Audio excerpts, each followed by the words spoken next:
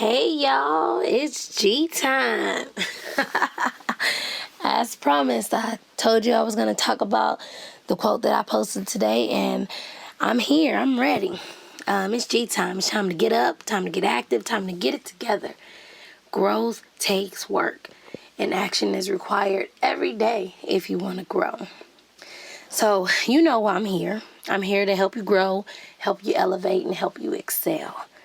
My plan is to just give advice, encourage change, and empower you towards success. Today I talked about work on a Wednesday. I posted a quote talking about relationships and how to make it work. So I'm going to read the quote right now. It says, "You can't just give up on someone because the situation is not ideal. Great relationships aren't great because they have no problems.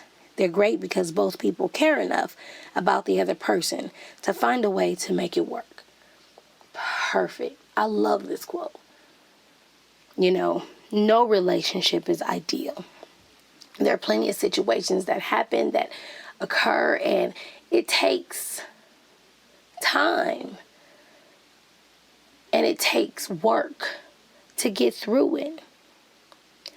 You know, that really speaks to me. I've been with my husband for 18 years now, married 14 years, and every situation that we've been through hasn't been ideal. But when you love someone, you take the time to put in the work to make it work. And that's what I've found over the time of being together. Relationships can be a touchy subject because we all experience things differently. So the first advice I'm going to give just straight up off top is what works in my household may not work in your household, okay? I got that from the first lady of my church in LA, Sister Roz. She told me this long time ago, as a young couple. I was married at 20 years old, and there were just times where it seemed like we were fighting more than we were experiencing the joy of marriage. And as I looked at this person's marriage and that person's marriage and tried to, imitate or create what I saw, it seemed like it was more difficult. And, we went to marriage counseling, and we spoke to the pastor. We spoke to the pastor's wife. We had time together. We had time separate. And I don't know why I know why that stuck out to me the most, because we're all different.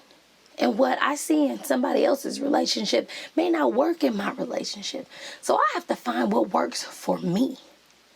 So I love to tell people what works in my household may not work in your household, and vice versa.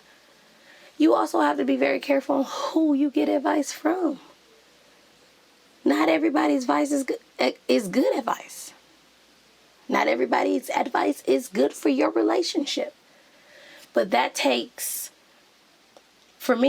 wisdom, and it takes growth to know who you can allow in and who you just have to take with a grain of salt. Because people going to give you their advice whether you want it or not. Sometimes, some people just can't help it.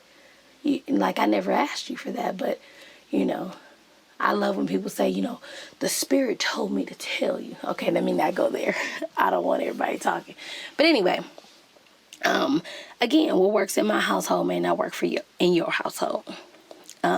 You have to take some things with a grain of salt, and sometimes you have to take some things and apply it to your relationship and find out what works for you. Okay? Because relationships are hard.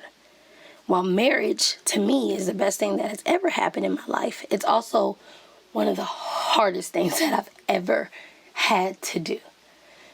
I've had to take myself out of myself and care and love for somebody else. I'm a very outspoken person at times. And if I feel a way or I feel some type of way, I'm going to tell you what it is. Well, I've learned in marriage that I can't always say what I want to say and how I want to say it. I got to sometimes finesse it. Did I say that right? I got to put some finesse on it. Because I don't always say it in a way that it can be received. Well, that comes from teaching parenting and doing all the work that I do in my day-to-day work. I've learned how to communicate a little better. When relationships start off, they're cute, they're lovey-dovey, can't wait to be with one another, talking on the phone for hours. No, you hang up. No, you hang up. Yeah, all that goes out the window.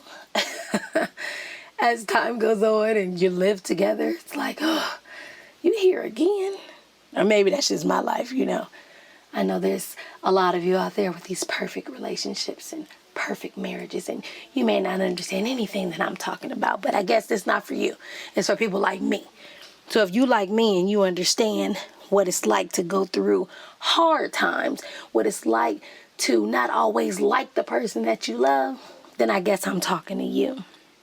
Relationships take practice. It takes effort. It takes growth, right? You have to listen. You have to compromise. You have to sacrifice from one another. The one thing my pastor used to tell me, because like I said, I talk a lot and I like to get my point across. He told me, Crystal, sometimes it's better to understand versus to always trying to be understood. And before he could even get the sentence out, I was like, but,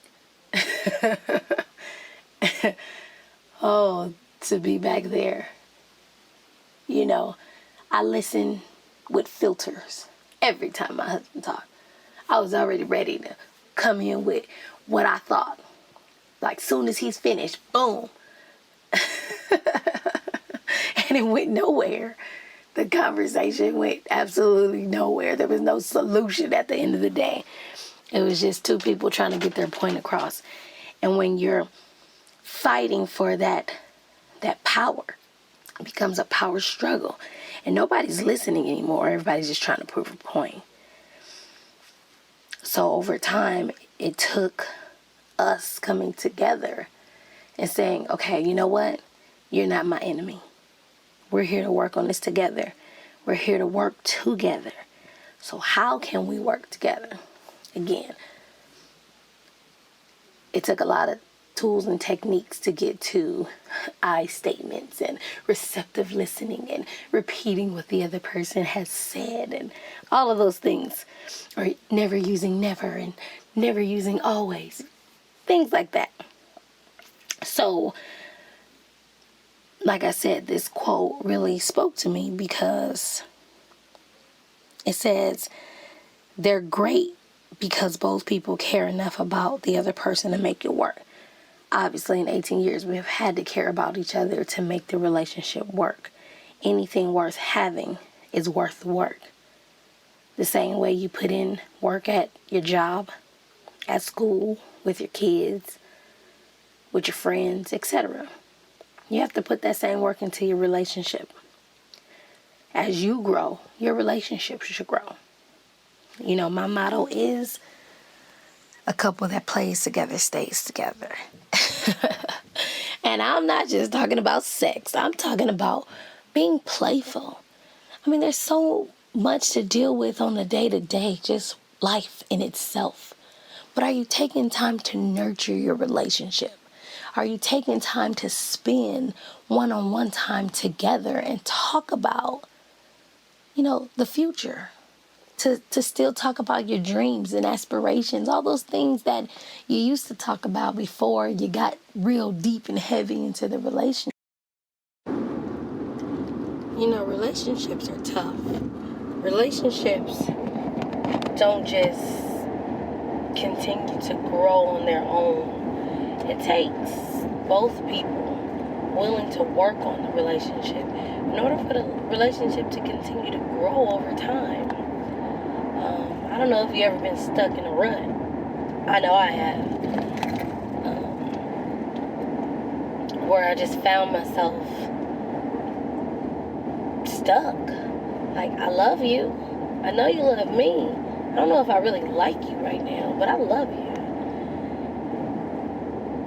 And, when we went for help Like, okay, what can we do? What are we doing wrong? We used to attend this marriage ministry, and it was great. You know, we did I can't remember the topic or the title of the book, but it was a series for married couples, and it was great because every month there was a new topic, and every month my husband and I were in charge of the challenge, and it was great, you know, because we were working together, and as you work together in something that you're passionate about and something that you love, you know, it tends to bring you closer together. So, my challenge for the group was to do 7 days of intimacy. And you're probably like, what? 7 days of intimacy? Well, a while ago, there was a show on TV called 7 Days of Sex. And I was interested. I was like, okay, what's that about? So I started watching it. And I would literally laugh and cry with these people, because being in a marriage, I can understand how hard it would be to have 7 days straight of sex. What if I don't like you on the 4th day? What? Wait, what? What if I'm tired? Well, I work 10 hours a day. I don't want... Yeah, it was interesting. But what I really enjoyed about the show was these couples, they had to record their day. And, you know, they went to work and they had kids and they had to find time for intimacy every day. So whether they had, you know, dinner together that night and talked, their daily lives still went on, and they had to record after they had sex. So some of it was really funny because, you know, they would be arguing that day, and it's like, we're in a challenge.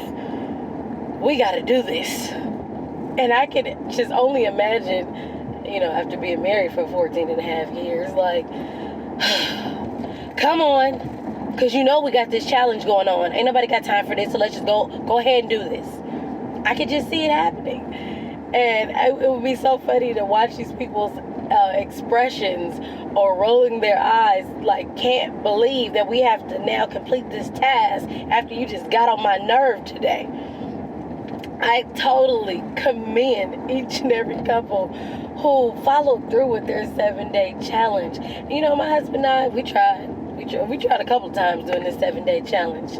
It's always when you're not trying to challenge it, you know, you're able to complete it. But it took work. It took effort. And for 7 days, you had to be connected to one another. Not just in the sense of taking care of your daily lives. Not just in the sense of taking care of the children and working and making sure the house is in order and making sure the bills are paid and that everything is together. But you had to take time out of the day for one another. And, I mean, for all of y'all in perfect relationships, you're like, oh my God, we do that already. Great. Awesome. I'm glad you could be there. But for people like me who live in day-to-day life and have day-to-day struggles, and sometimes it's not that easy to just spend time gazing in one another's eyes and, you know, talking about how beautiful life is, it takes work. I don't know what your jobs are. I don't know what you do for a living. But I can tell you, some days, I just want to get under the covers and put my head in a pillow and not talk. And it's not because I'm mad at anybody. It's probably because I've heard some really disturbing things that day. I've had a lot of people that I've talked to, and I just need a moment. And that's okay. It's okay to have moments. But I know that I can't do that every day. And sometimes my husband will come and he'll say, you know, let me rub your hand or let me rub your foot. And the reason I say hand is because I type all day and I have rheumatoid arthritis and tendonitis and what's the thing called? You know, when you type a lot, you know what it's called. I have that in my hand. And so he'll rub out the kinks and all the sore muscles and feel the lumps in my hand.